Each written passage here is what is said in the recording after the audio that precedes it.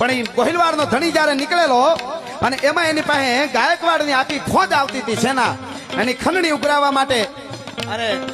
એમાં ગોહિલવાડના ધણીને વાંયતી એની સેના ઉપર વાર કરવો છે એવી વાત થઈ અને ગોહિલવાડના ધણીને ખબર પડી તો કે આપણે થોડું ભગાય અને એ વખતે એ હાજા આલ નામનો રબારી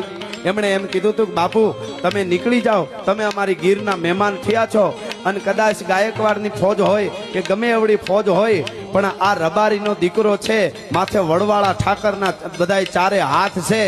એને જો તમારી ફોજ સુધી